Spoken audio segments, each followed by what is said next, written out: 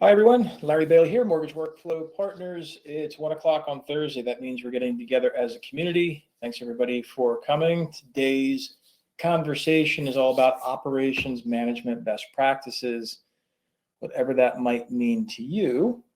For me, it's always about figuring out how to leverage Encompass and all the data inside of Encompass to run the company, to basically make sure your customers are happy, your teams are doing what they need to do, and that you're actually making the money that you think you're making.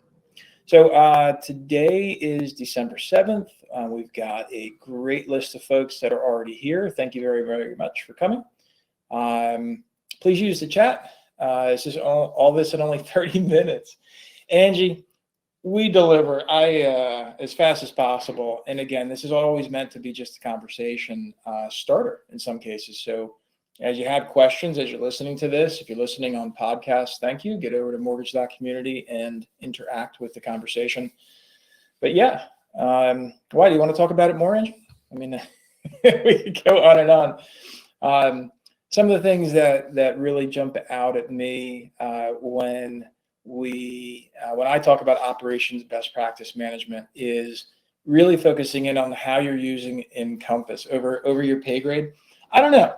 It's one of those things where I've never really, I know you're kind of being just silly about it, but the reality is how you use your Encompass in your company is not just about you, right? It's about everybody else. And so earlier today on a project call, we were talking about an underwriter who was having some problems communicating the actual money being used for verified assets for closing, and it was creating some complications with the closers because they couldn't figure out, like, if the borrower showed $10,000 in the bank statement, right, verified assets 10 grand, but it wasn't really all 10 grand because some of it was maybe large deposit, or maybe, I don't know, some of it couldn't be used.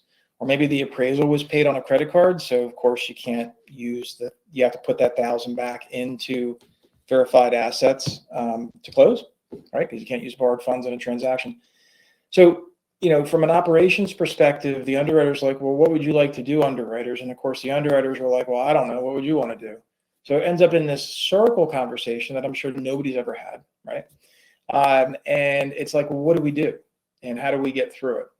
That's part of the conversation. Another part of the conversation is being able to see what's happening at your company through Encompass. And so I want to talk more about pipeline views. I want to talk more about dashboards.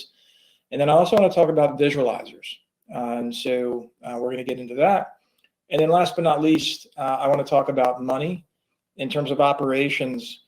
None of us keeps a job if our company's losing money. And in Encompass, money can just be poofed.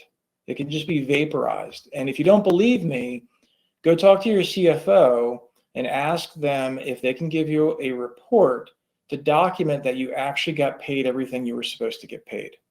Again, earlier today, somebody reached out. We're in a project helping them implement some disclosures on the web and do some workflow reviews. And coincidentally, they got a case sent to their Encompass admin asking about how to track waived fees.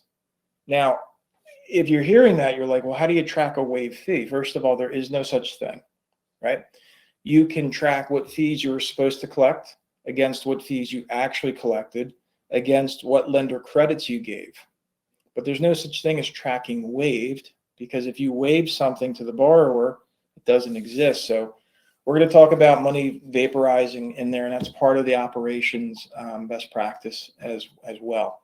So if you are watching this replay and you're kind of getting cut off here, get over to mortgage.community and watch the whole thing.